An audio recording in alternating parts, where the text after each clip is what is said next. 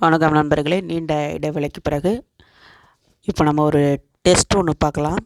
So இது பார்த்திங்க அப்படின்னா யூனிட் 5 அந்த யூனிட் 5ல் செகண்ட் பார்ட்டில் இருக்கக்கூடிய டெஸ்ட்டு, அதாவது பாதிக்கு அப்புறமா இருக்கக்கூடிய பகுதியிலேருந்து ஒரு 10 கேள்வி. ஸோ பார்க்கலாம். 1வது கொஸ்டின், தலைமையாளர் பொறுப்பினை செம்ஸ்போர்டு பிறப்பு ஏற்றதும் சீர்திருத்தம் திட்டங்களை வகுத்த ஆங்கிலேய அரசு அவற்றை இரகசியமாக வைத்திருந்தது. ஸோ அதுக்கான காரணம் என்ன அப்படின்னு பார்த்தீங்க அப்படின்னா, தன்னாட்சி வென்றி கிளர்ச்சி செய்யும் இந்தியர்களுக்கு இச்சீர்திருத்தங்கள் நிறைவளிக்காது என ஆங்கிலேயர்கள் கருதினர். ஸோ கூற்ற திரும்பவும் படிக்கிறேன்.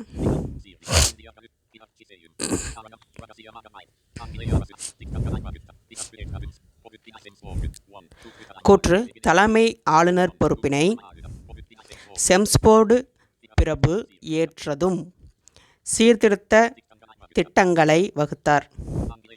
ஆங்கிலேய அரசு அவற்றை இரகசியமாக வைத்திருந்தது.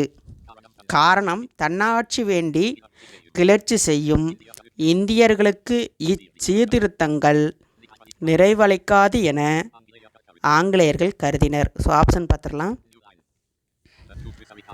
கூற்று சரி, காரணம் தவறு.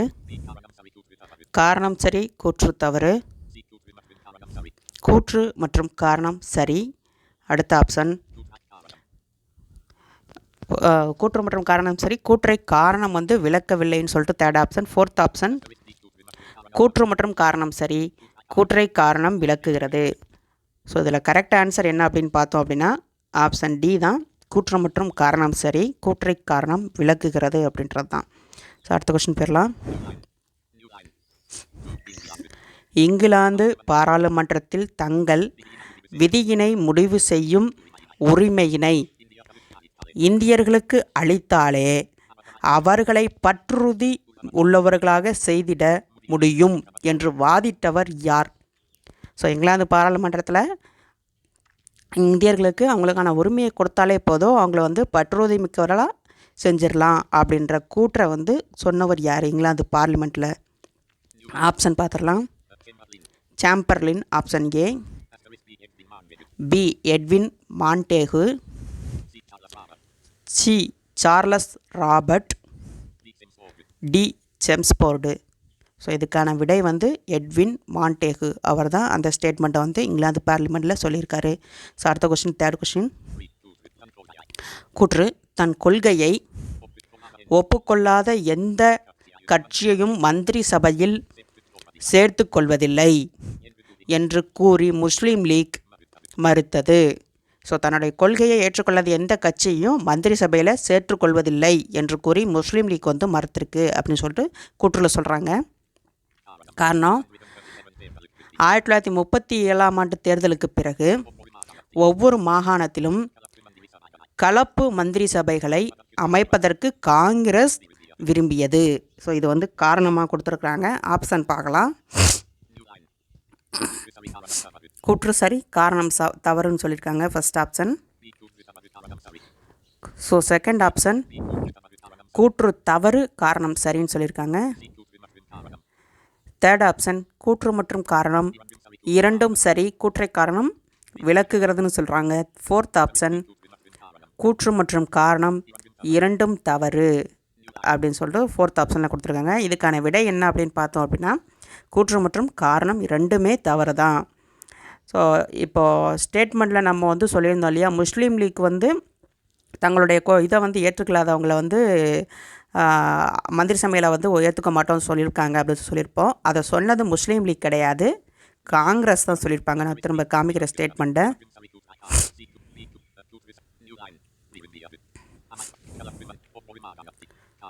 ஸோ இங்கே பாருங்கள்,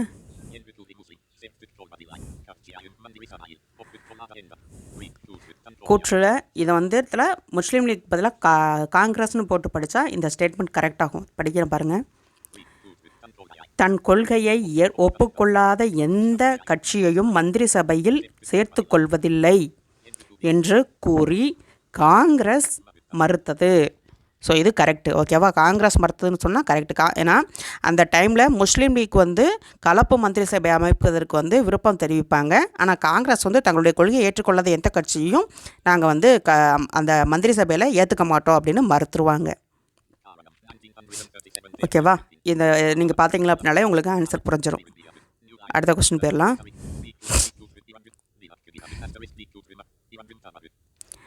4th கொஸ்டின். கூற்று: வேவல் பிரபு லின்லித்கோ பிரபுவிற்கு பிறகு 1943ஆம் ஆண்டு அக்டோபர் மாதத்தில் கவர்னர் ஜெனரலாக பதவியேற்றார். காரணம்: அவரது திட்டத்தின் முக்கிய நோக்கம் வைஸ்ராய் மற்றும் தலைமை தளபதி தவிர்த்து மற்ற எல்லா நிர்வாக மன்ற உறுப்பினர்களையும் இந்தியர்களாக நியமிப்பதுடன் முஸ்லிம்களுக்கும் உயர்குல இந்துக்களுக்கும் சமமான பிரதிநிதித்துவம் வழங்குவதாகும். ஸோ இது வந்து காரணம். ஸோ கூற்று வந்து இவருக்கு அப்புறமா இவர் வந்து பதவியேற்றார் அப்படின்னு சொல்லியிருக்காங்க. அடுத்ததில் என்ன சொல்லியிருக்காங்கன்னா, தலைமையாளர் அதுக்கப்புறமா படைத்தளபதி தவிர மற்ற எல்லா மந்திரிகளுமே இந்தியர்களாக நியமிக்கணும். அதுலேயும் முஸ்லீம்களுக்கும் உயர் குலத்தை சேர்ந்த முஸ்லீம்களுக்கும் இந்துக்களுக்கும் வந்து சம வாய்ப்பு கொடுக்கணும் அப்படின்றத வந்து செகண்ட் ஸ்டேட்மெண்ட் சொல்லுது. ஸோ இதுக்கான ஆப்ஷன் கூற்று, காரணம் ரெண்டுமே சரி. மேலும் காரணம் கூற்றுக்கான சரியான விளக்கம் அப்படின்னு சொல்லியிருக்காங்க. 2 கூற்று மற்றும் காரணம் ரெண்டும் சரி, ஆனால் காரணம் கூற்றுக்கான சரியான விளக்கம் அல்ல அப்படின்னு சொல்கிறாங்க. 3rd ஆப்ஷன் கூற்று சரி ஆனால் காரணம் தவறு அப்படின்னு கொடுத்துருக்காங்க. 4th ஆப்ஷன் கூற்று தவறு ஆனால் காரணம் சரி அப்படின்னு சொல்லிட்டு கொடுத்துருக்காங்க. ஸோ இதுக்கான ஆன்சர் பார்த்தீங்க அப்படின்னா கூற்று சரி, காரணம் சரி, ஆனால் கூற்றை காரணம் வந்து விளக்கலை. ஸோ ஏன் அப்படின்னு பார்த்தீங்க அப்படின்னா 2 வெவ்வேறு ஸ்டேட்மெண்ட்டு. ஒரு ஸ்டேட்மெண்ட் வந்து அவர் பதவியேற்றதை சொல்லுது. இந்த 2வது ஸ்டேட்மெண்ட் வந்து அவருடைய அந்த சிம்லா மாநாட்டின்படி அவங்க வந்து இவங்களுக்கு கொடுக்கப்பட்ட அந்த மந்திரி சபையை எப்படி அமைக்கணும் அப்படின்றத பிளான் பண்ணதை பற்றி சொல்லக்கூடியதாக இருக்குது. ஸோ ரெண்டுமே வேறு வேறு. அடுத்த கொஸ்டின் போயிடலாம். 1935ஆம் ஆண்டு இந்திய அரசாங்க சட்டத்தின்படி கூட்டாட்சி நடைமுறைக்கு வருவதற்கு சிற்றரசு நாடுகளின் பங்கு குறித்த சரியான நிபந்தனை என்ன அப்படி எதுன்னு கேட்குறாங்க. ஸோ ஆப்ஷன் பார்த்துடலாம். அனைத்து சிற்றரசு நாடுகளும் கட்டாயமாக கூட்டாட்சியில் சேர வேண்டும். ஸோ இது வந்து 1935ஆம் ஆண்டு சட்டத்திலிருந்து எடுக்கப்பட்ட கொஸ்டின். ஸோ எல்லா கூட்டாட்சி நாடுகளும் வந்து கட்டாயமாக அதில் அந்த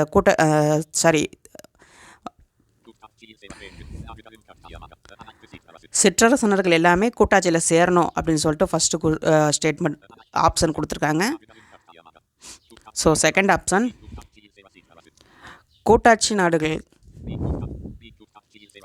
கூட்டாட்சியில் சேரதுக்கு சிற்றரசு நாடுகளுக்கு எந்தவித நிபந்தனையும் இல்லை அப்படின்னு சொல்லிட்டு சொல்கிறாங்க. ஸோ கூட்டாட்சியில் சேரணும்னா சிற்றரசுகளுக்கு எந்த ஒரு நிபந்தனையுமே கிடையாது அப்படின்னு சொல்லிட்டு செகண்ட் ஆப்ஷன் சொல்லுது. 3rd ஆப்ஷன் பார்க்கலாம். சிற்றரசு நாடுகளில் மொத்த மக்கள் தொகையில் பாதியை கொண்டிருக்கக்கூடிய அரச சபையில் கவுன்சில் ஆஃப் ஸ்டேட்டில் சிற்றரசு நாடுகளுக்கு ஒதுக்கப்பட்டிருக்கும் இடங்களில் பாதி இடங்களுக்கு 52 உரிமையுள்ள நாடுகள் அதில் சேர வேண்டும் அப்படின்னு சொல்லிட்டு கொடுத்துருக்காங்க. அடுத்தது டி ஆப்ஷன் 10 லட்சத்திற்கும் மேற்பட்ட மக்கள் தொகை கொண்ட சிற்றரசு நாடுகள் மட்டுமே கூட்டாட்சியில் சேர அனுமதிக்கப்பட்டன அப்படின்னு சொல்லிட்டு கொடுத்துருக்காங்க. இதில் எது சரியானது அப்படின்னு பார்த்தோம் அப்படின்னா ஆப்ஷன் சி தான். ஸோ ஆப்ஷன் சி என்ன அப்படின்னு பார்த்தீங்க அப்படின்னா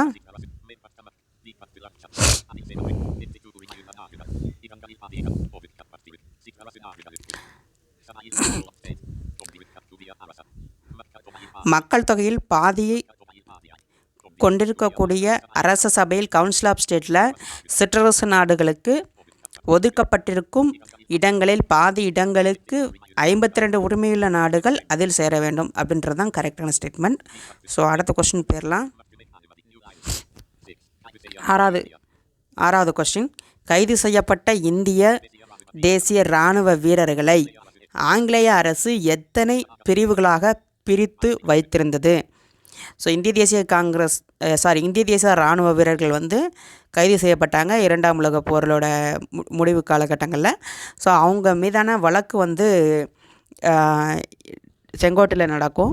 ஸோ அப்போ வந்து அந்த வீரர்கள் வந்து எத்தனை விதமாக பிரித்து வச்சுருந்தாங்க அவங்கள அப்படின்றதான் கொஸ்டின். 3, 4, 6, 5.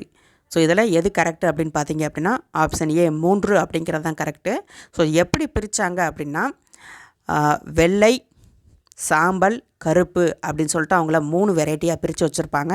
இதில் வெள்ளை அப்படின்றது எதை குறிக்குது அப்படின்னு பார்த்தோம் அப்படின்னா அதாவது அந்த காங்கிரஸில் அந்த இராணுவத்தில் போய் சேர விருப்பம் இல்லாமல் இருந்தவங்களை குறிக்கக்கூடியது. 2வது சாம்பல் அப்படின்றது தவறான வழிகாட்டுதலில் போய் நான் சேர்ந்துட்டேன் அப்படின்னு சொல்லியிருப்பாங்க இல்லையா, அவங்கள குறிக்கக்கூடிய விதமாக அது சாம்பல் அப்படின்ற நிறத்தை குறித்து பிரிச்சுருக்காங்க. கருப்பு அப்படின்றத வந்து வாலண்டியராக போய் சேர்ந்தவங்கள வந்து அந்த கருப்பு அப்படின்றத வந்து குறிக்கும். ஸோ இப்படி 3 பிரிவாக பிரித்து தான் அவங்க மேலே வந்து வழக்கு விசாரணையானது நடைபெறும். ஸோ இந்த வழக்கை வந்து விசாரணை நடக்கும்போது இந்திய தேசிய இராணுவ வீரர்கள் சார்பாக ஆஜரான வழக்கறிஞர் யார் அப்படின்றத நீங்கள் கமெண்ட் பாக்ஸில் சென்ட் பண்ணுங்கள். 7வது கொஸ்டின் பாருங்கள். நான் ஒரு பயங்கரவாதியை போல செயல்பட்டேன், ஆனால் நான் ஒரு பயங்கரவாதி அல்ல.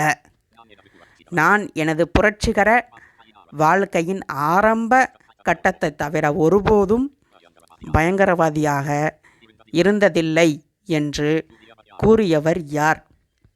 ஆப்ஷன் பார்த்துடலாம். அரவிந்தர், பி பகத்சிங், சி திலகர், டி ராஜகுரு. ஸோ விடை பார்த்தீங்க அப்படின்னா பகத்சிங். ஸோ இந்த ஸ்டேட்மெண்ட்டை சொன்னவர் பகத்சிங் தான் சொல்லியிருக்காரு. அடுத்த கொஸ்டின் போயிடலாம். மாறுபட்ட நபரை தேர்வு செய்க. Option A PC Joshi, B Acharya Narendra Dev, C Pattabhi Sitaramayya, D Jayaprakash Narayanan. So இவங்களில் மாறுபட்டவங்க அப்படின்னு பார்த்தோம் அப்படின்னா ஆப்ஷன் சி பட்டாபி சீதாராமையா அப்படின்றவர் தான். மற்றவங்கள்லாம் பார்த்தீங்க அப்படின்னா பொது உடைமை கட்சியை சேர்ந்தவங்க, அதாவது கம்யூனிஸ்ட் அந்த பார்ட்டியை வந்து சேர்ந்தவங்க. 9வது கொஸ்டின்.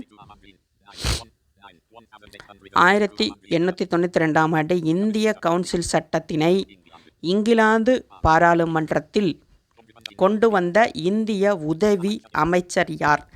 அதாவது 1892ஆம் ஆண்டு கவுன்சில் சட்டத்தை இங்கிலாந்து பாராளுமன்றத்தில் கொண்டு வந்த இந்திய உதவி அமைச்சர் யார் அப்படின்னு சொல்லிட்டு கொஸ்டின். ஆப்ஷன் பார்த்துடலாம். Option A Curzon, B Elgin, C Ellenborough, D Naoroji. Dadabhai Naoroji தான் ஷார்ட்டாக நவ்ரோஜின்னு கொடுத்துருக்குறாங்க. ஸோ இதுக்கான ஆன்சர் பார்த்தீங்க அப்படின்னா கர்சன். ஸோ அவர் தான் உதவி அமைச்சராக அந்த டைமில் இருந்திருப்பார். அவர் தான் அந்த சட்டத்தை வந்து இங்கிலாந்து பார்லிமெண்ட்டில் கொண்டு வந்திருப்பார். ஓகே, அடுத்த கொஸ்டின் போயிடலாம். Last question. இந்திய சுதந்திர சட்டம்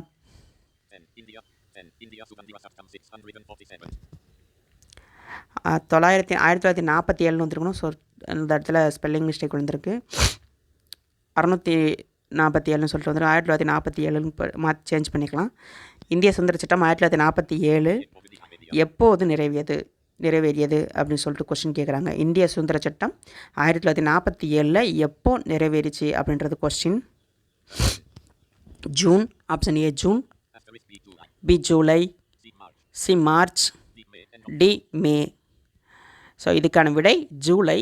ஜூலையில் எந்த ஆண்டு அந்த டேட்டில் இங்கிலாந்து பார்லிமெண்ட்டில் இந்த சட்டம் வந்து கொண்டு வந்தாங்க அப்படின்றத நீங்கள் கமெண்ட் பாக்ஸில் டைப் பண்ணுங்கள். ஸோ இதோட நம்ம டெஸ்ட் கொஸ்டின் வந்து முடிஞ்சிருச்சு. மீண்டும் அடுத்த பதிவில் சந்திக்கலாம். நன்றி.